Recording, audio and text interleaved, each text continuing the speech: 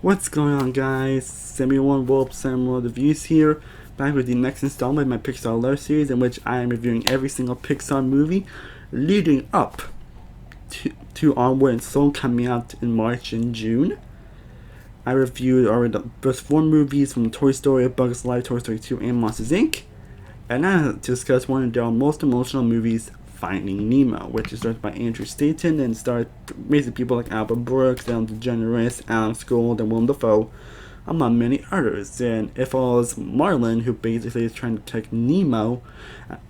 He's been very protected him after, what happened the first 10 minutes.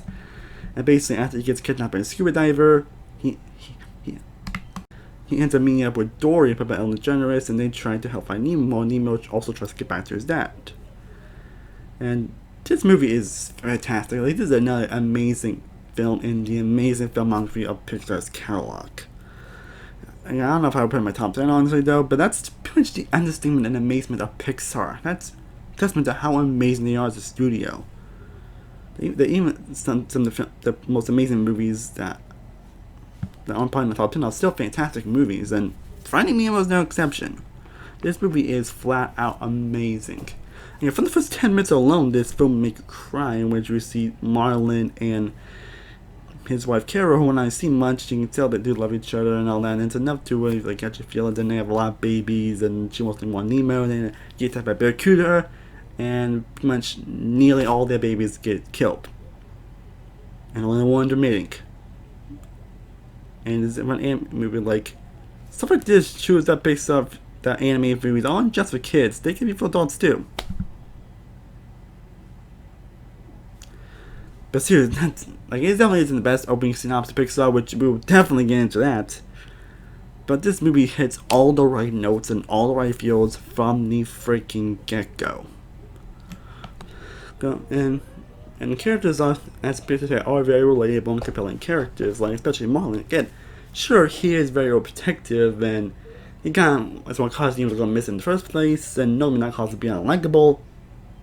But considering what happened in the opening scene, you don't blame him for wanting to be this overprotective, honestly. I'm sure that a lot of us have repetitive parents that kind of like that. I'm sure if you're a parent, you kind of felt that way about your kid as well. So, you don't mean to be overprotective, but you just want your idea to protect your son and all that.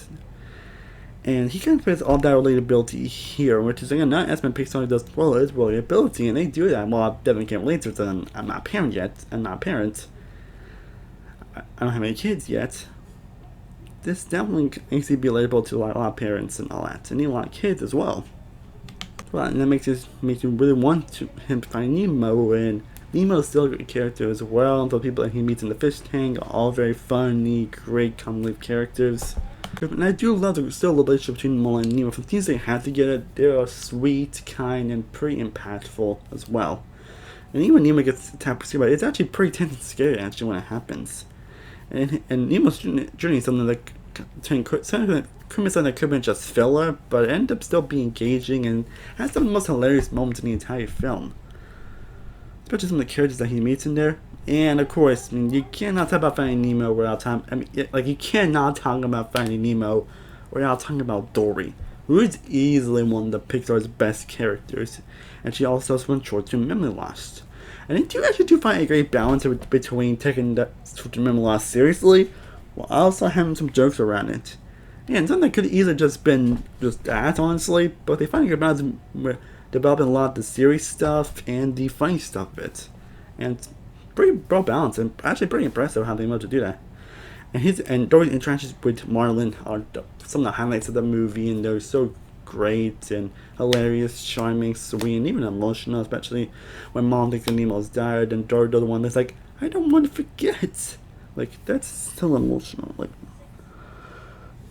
And you get some incredible, actually scary sequences, especially with the shark. But in terms of humor, this film definitely could be hilarious. And especially this one jam with Marlin being a clownfish and them trying to tell jokes is freaking hysterical. But again, you did get a lot of emotional moments, like I mentioned, when Marlin thinks Nemo is dead and he wants to leave Dory and how sad Dory is. But I was like, I don't want to leave. No one's ever told me for this long. It's heartbreaking. And of course, when Marlin reunites with Nemo, it's like, Nemo, Nemo, Nemo, and that whole sequence where they try to escape that whole. Everything on Earth is just trying to escape that net. Like, that's actually pretty scary and emotional. And of course, how the film ends, like, my god, like, I say, in terms of humor, this is definitely one of Pixar's funniest and hilarious movies.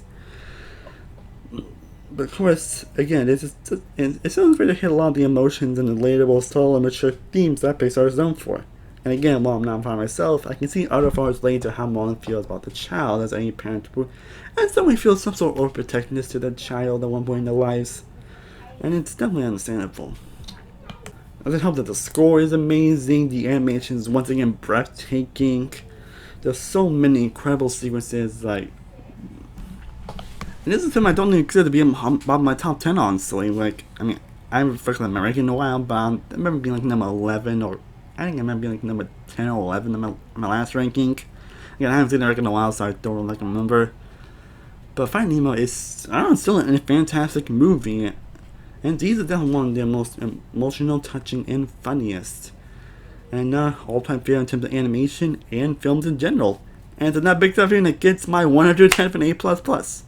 Yes. That's how amazing Pixar is. Well guys, I hope you enjoyed my thoughts on Finding Nemo.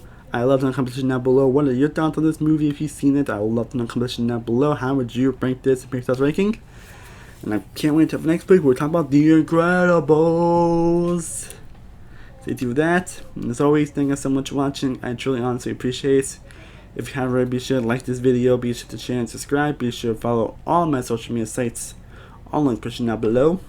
I am Samuel Wall from Samuel with the Views. I'll see you next time, and as always, stay cooler, everybody. Peace.